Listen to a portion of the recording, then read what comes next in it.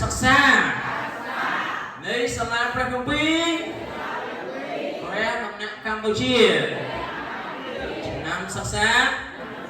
2025សូមអបអរសាទរហើយអរគុណចំណាយកូនខាង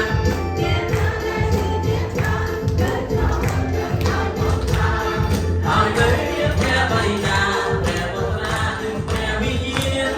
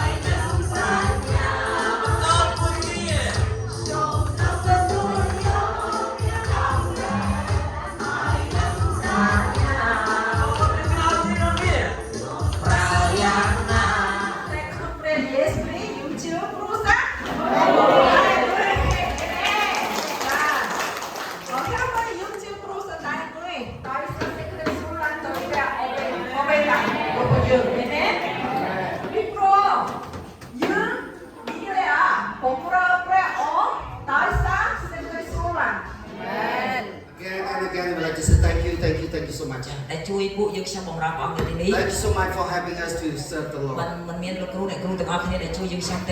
Beside you holding your hand together, I cannot. Continue to pray and pray again. Thank you. ចាំអំពីឆ្នាំ2015ដែលទូបង្គំបានបង្ហាត់បង្រៀននៅសាលាព្រះគម្ពីរមួយពីរអ្នកគាត់បានមកចូលរួមហើយទូបង្គំបានអធិដ្ឋានសូមឲ្យពូទីតោនៅថ្ងៃនេះព្រះអង្គហើយគាត់អរគុណព្រះអង្គតែឃើញគាត់ពូទីតោ Hallelujah ថ្ងៃនេះទូស្ដាប់ហើយក៏សូមអរគុណហើយក៏សូមចូលរួមអបអរសាទរតែគ្រូមកខំបានបង្រៀនពីឆ្នាំចំនេះតើអ្នកបានធ្វើអី But you need to think about carefully what am I taking home ឥឡូវថ្ងៃនេះសូមពិចារណាថាតើថ្ងៃនេះសូមទៅផ្ទះនេះជាមួយអ្វី Let me give example many things at his own expense បើតើបីជាគាត់ត្រូវចំណាយធនធានផ្ទាល់ខ្លួនក៏ដោយ But his thinking is the kingdom of God ប៉ុន្តែអ្វីដែលគាត់បានធ្វើនោះគឺគាត់គិតដល់ព្រះរាជរបស់ព្រះជាម្ចាស់ Good discipleship គឺដើម្បីបង្កើតសិស្សថ្វាយដល់ព្រះ The glory of God គឺដើម្បីថ្វាយសេរីល្អដល់ព្រះ We thank God for his family ហើយអរគុណដល់ក្រុមគ្រួសាររបស់ផងគាត់ Thank God for this man ហើយអរគុណសម្រាប់លោកគ្រូផ្ទាល់ផងដែរ Pray God's blessing on him គឺយើងអធិដ្ឋានឲ្យព្រះប្រទានពរដល់គាត់ Powerfully គឺព្រះអង្គប្រទានពរដល់គាត់យ៉ាងពេញបរិបូរណ៍ A long time បាទគឺព្រះអង្គប្រទានពរដល់គាត់ហើយក្រុមប្រើប្រាស់ជីវិតគាត់ពេលយូរមកហើយ Let's pray together សូមអធិដ្ឋានជាមួយគ្នា And then maybe pastor នឹងថាជីវិតរបស់ខ្ញុំគឺមានការទុកលំបាកជាច្រើន In my life I have many trouble តែតាមរយៈមេរៀនដែលលោកគ្រូបានបង្រៀនជាការលើកទឹកចិត្តមួយយ៉ាងធំសម្រាប់ជីវិតខ្ញុំ Through this Bible school and I learn a lot of the subject that very encouraging ហើយមេរៀនទាំងអស់នោះក៏បានបំភ្លឺដល់ជីវិតរបស់ខ្ញុំបន្ថែមទៀតដែរ Those subjects that make me clear more ពេលខ្លះខ្ញុំជួបបញ្ហាប៉ុន្តែព្រះអង្គតែងតែនៅក្បែរ When I face with the problem and I know that God beside me ហើយធ្វើឲ្យខ្ញុំមានសេចក្តីសង្ឃឹម that give me hope ដូចជាពីម្សិលមិញខ្ញុំអរគុណព្រះអង្គខ្ញុំសូមធ្វើទីបន្ទាល់មួយ Yesterday I got testimony. អំពីពេលម្សិលមិញដែលខ្ញុំឈរនៅទីនេះហើយខ្ញុំបានដួលសន្លប់ទៅ Yesterday I stand here and fell. ប៉ុន្តែអរគុណព្រះអង្គដែលព្រះអង្គបានការពារខ្ញុំទាំងកូនខ្ញុំផ្ទៃ I fell and I want to say this. I thank God. Even I fell, but it's still okay because right now I'm pregnant. មានតែសារតែប្រគុណរបស់ផងព្រះបើសិនជាយើងអត់មានព្រះហើយជាអាចទៅពេលដែលប្រកបខ្លាំងណាស់ព្រះ So I thank God because He protects me. If not God to protect me, maybe right now I'm at the hospital. ហើយខ្ញុំគិតថាប្រហែលជាខ្ញុំអត់អាចឈរនៅទីនេះបានទេដោយសារខ្ញុំខ្សោយខ្លាំងណាស់ Maybe today I'm not here to get the certificate. តែដោយសារប្រគុណព្រះព្រះអង្គបានប្រទានឲ្យខ្ញុំមានកម្លាំងហើយអរគុណព្រះអង្គដែលទ្រង់បានឲ្យបងប្អូនผู้ជំនុំនៅទីនេះបានជួយអធិដ្ឋានហើយ And also this morning I feel tired and I feel